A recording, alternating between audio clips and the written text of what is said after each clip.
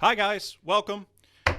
We stole Albert Hajdaraj's setup. This is Zach Sprague with Movement Mortgage. We have here the lovely Melissa Delana from Delana Law. And this is a hijack. This is a hijack. We cannot disclose where Albert is at this time. He's just away. But you should subscribe if you want us to release him back to you. Absolutely. And like the video. So today we're going to be talking about you get pre-approved, you get your offer accepted on a home. Now Then what? What the hell goes on for those 45 days? And Right. if it's an Albert contract, it's usually 30 days, maybe even 25 days. He likes to push the envelope with Keep that us stuff. on our Yeah, toes. a little, what's life without a little stress, you know? Sure. So we get you pre-approved up front. Obviously, we're going to go through things like your credit, your income, your assets, things like that. But not everybody does that. But not everybody does that. Movement's got it locked down, you guys, honestly. We try to do that better than others. Absolutely. So we look at those things, but now we're able to get you finalized numbers because before we're dealing with broad strokes to use your quote. So we're dealing with broad strokes in terms of monthly payment, homeowners insurance, things like that.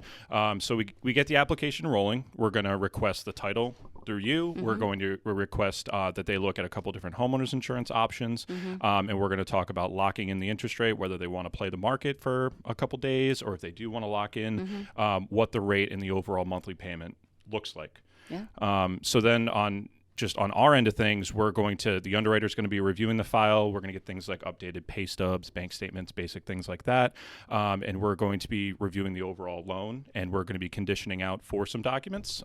Usually it happens 2 or 3 times to get the final clear to close. But we obviously have to clear things like the title and your end of things, obviously. Right. Well, and certainly while the bank is doing all of their jiving relative to making sure the numbers make sense and you qualify and you have homeowners insurance, the pre-qualification that you guys go through at the beginning really does make a huge difference to, I think, set the table for a much smoother transaction. But relative to the title and even the appraisal, those are things that the lender has to condition for. There's nobody getting a closing done without a clean title and without, obviously, a valid appraisal. And what we do for the title component is really we want to see who owns it and what do they owe. Right. We're doing very in-depth legal minutia research. I can assure you it's boring to tears, so I won't go into depth here.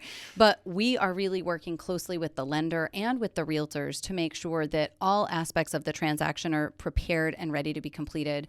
We're contemplating, final utility bills being transferred with respect to water and sewer, making sure all outstanding real estate taxes are being accounted for as part of the transactional closing numbers, and really just communicating with the lender and the realtors. So I always say to my clients, don't feel like I've forgotten about you. You may not hear from me, but your lender It's going to take a little time. But your lender's an over communicator. So this way you're not getting too much information. Let me just run the interference through them, through your realtor. But if you have questions as buyers, that's what your real estate attorney is there for, because we are absolutely in the background, not the foreground, until the end. Right. Which is the clear to close that you had alluded to. The beautiful phrase that everyone can't wait to hear. That's right.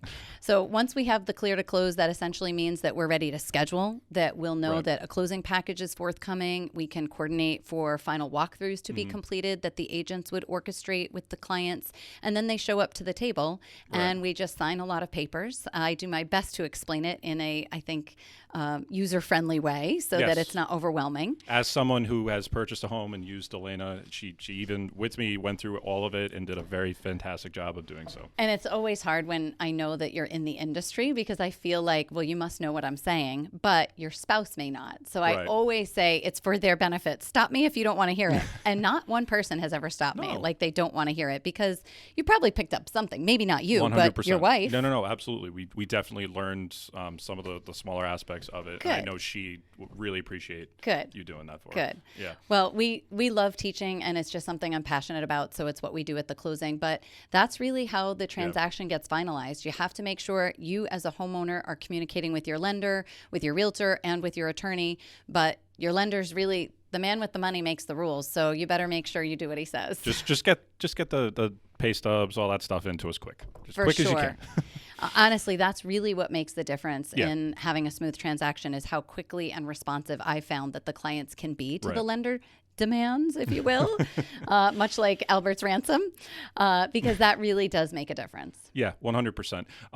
One thing I wanted to touch on, because a lot of people get confused in terms of we don't have the final numbers until after the clear to close. So I didn't know if you want to touch on in terms of escrowing the number of months of property taxes, when they're due in the town, and why that number can move on people towards the end of the closing after we say, yep, you're good to go, your financing's approved. Right. Why are the numbers changing kind of thing?